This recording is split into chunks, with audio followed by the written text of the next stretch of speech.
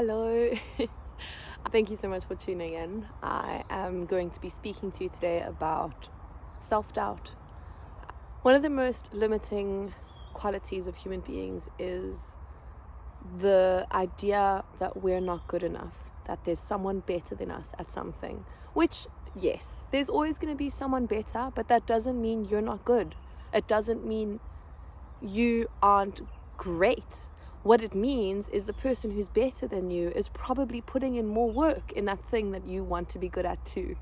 And that's what this episode is about. Self-doubt is something we've created as human beings to compare ourselves to others. It's something that limits us in our own understanding of what we can achieve and stops us from achieving it. We get to the point in our lives where we actually just don't do the things we want to do because we feel that we can't do them, because we feel that we don't have the capacity, we don't have the energy, we're not good enough. It even goes as deep as going into relationships where we self-sabotage the relationship because we don't feel the confidence and love within ourselves to push ourselves, to motivate ourselves, to even discipline ourselves to work towards something. Self-doubt, as a result, is something we've created in our own minds, and it's something as a result that we can just get rid of. In our everyday lives, whatever it may be, whatever we focus on has the potential to be either incredibly good or to just be average. But it's important what we want out of it. It's important what intention we set for the things we want, and it's important that we focus on what we want and that we respect ourselves and we respect our own journeys and love ourselves enough to follow through with those commitments. The biggest commitment you can make is to yourself.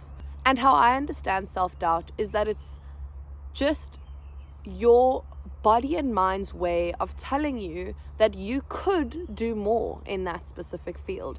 Whether you're a sportsman who is training for a marathon and you feel that you're not going to be able to do the marathon, or you're not going to make the time that you specifically wanted, and you start questioning yourself, you start questioning your training, and you start questioning if you can actually do that. That's the self-doubt creeping in. But all it's doing is telling you to work harder. You can't get to your goal unless you work for it every day, consistently. And that consistency alleviates the self-doubt. They cross and cancel each other out. By consistently choosing yourself, consistently working towards your goals, your self-doubt will slowly diminish. And that's the point of all of this, is working on your self-doubt. Listen to yourself when things like that come out. Question where they're coming from, why they're coming up. I feel I'm not good enough. I feel that I'm not going to make the marathon time I want. I feel that my relationship is taking a turn and that, I'm going to lose my partner because of A, B, and C. Sit with those thoughts. Feel where they come from. Feel where it comes from within you, what insecurity it's triggering, and how you can focus on working on that specific insecurity, that specific part of you that is being triggered, that's activating the self-doubt, and slowly come back to yourself and give yourself the time. Work on that self-doubt. Appreciate the criticism that you're giving yourself. Acknowledge it, but also let it go. Be patient with yourself. Human beings are obsessed with instant gratification. And when we don't get that reward immediately after doing an action, going to the gym and then I just wish I went to the gym and I had lost 10 kilograms from that one exercise, that one time going, that instant gratification limits us in our own development, because we get disappointed that we put in all this effort this one time and nothing came out, that no result came out. But that work and consistency that you put into it every day is the reward.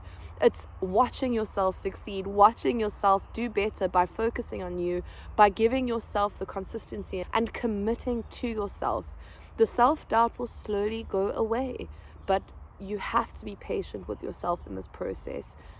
In the same breath, don't put too much pressure on yourself. Start small. If the self-doubt is coming in, if you feel that you can't you know, you're not going to make your marathon time, start slow. Maybe you've never done a marathon before. Maybe it's your first time. Give yourself however long you need to get to where you're going.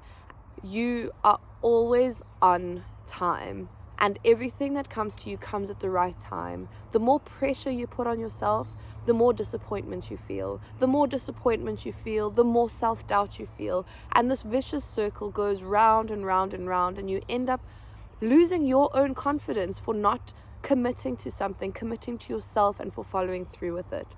The act of understanding your self-doubt and breathing through it and understanding where it's coming from helps you get a deeper sense of self and helps you heal and grow and slowly build up that strength to do the thing you wanted to do, to run the marathon, to excel in the workforce, and to be the partner that you feel you're not being, to help in different areas of your life and to be confident in them, to show pride and to walk with your head held high because you know you can.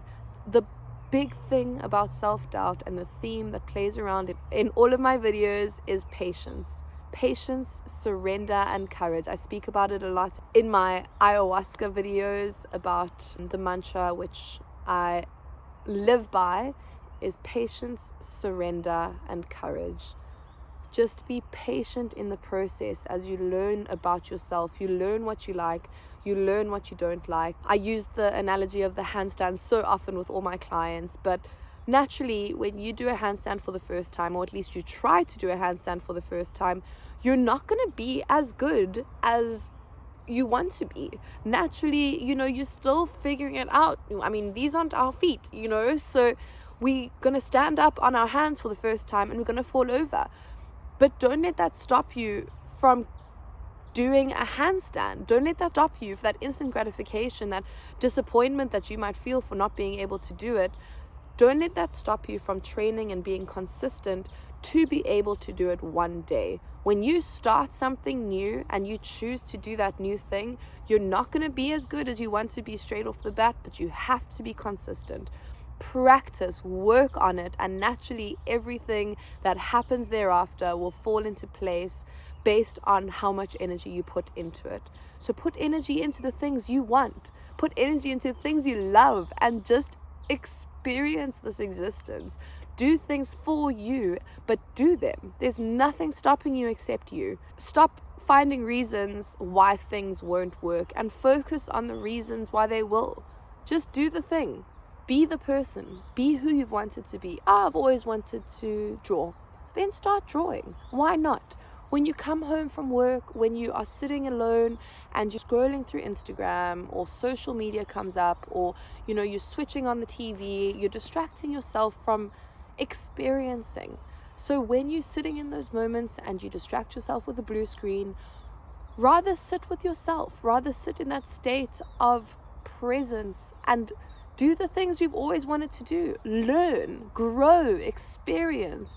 Don't limit yourself based on your surroundings, but create the surroundings that'll benefit you for the betterment of your greater good.